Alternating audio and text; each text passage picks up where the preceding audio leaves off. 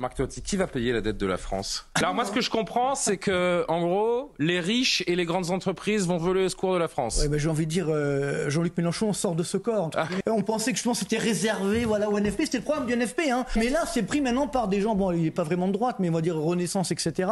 Donc ça ne change pas. Mais surtout, ce qu'on doit savoir, c'est que si on prend les grandes entreprises, par exemple celle du CAC 40, 80% de leurs profits sont faits à l'étranger. Donc ils vont échapper à cet impôt justement. Et qui va payer? Ben voilà, les PME.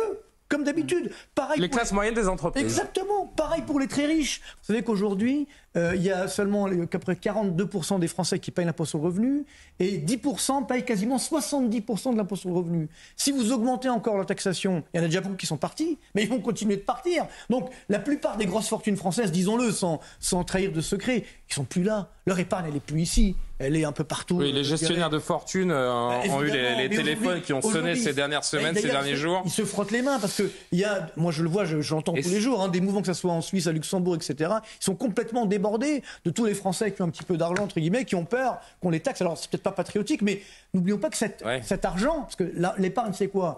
Vous avez votre revenu qui est taxé, vous consommez et ce qui reste est épargné. Et là aussi, vous payez des impôts tous les ans. Donc ça veut dire que ça a déjà été taxé. On a l'impression que ça échappe à la taxation. Ça a déjà été taxé. Qui va payer à la fin? Comme ces personnes-là, soit ils sont déjà à l'étranger, soit ils font appel aux services de fiscalistes. Qui va payer? Et ben c'est encore une fois la classe moyenne. Alors j'ai envie de dire, il n'y a pas besoin d'être économiste pour comprendre ça, hein. Ça fait des années qu'on nous l'explique, des années qu'on le voit.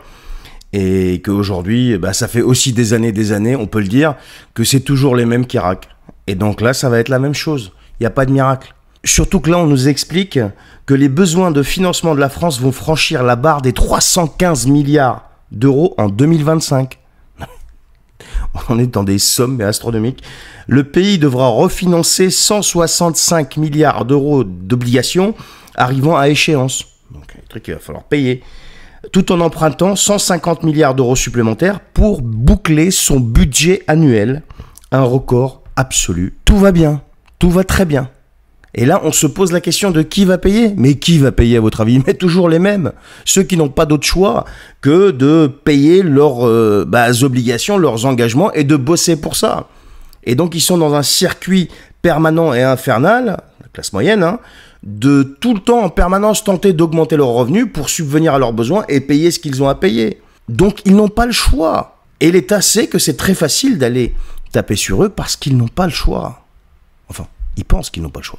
Mais tant qu'ils le pensent, c'est que tout va bien pour l'État puisqu'il peut continuer d'appliquer le même système, la même stratégie. L'impôt, les taxes, l'impôt, les taxes. Et toi, petit contribuable, allez, bosse.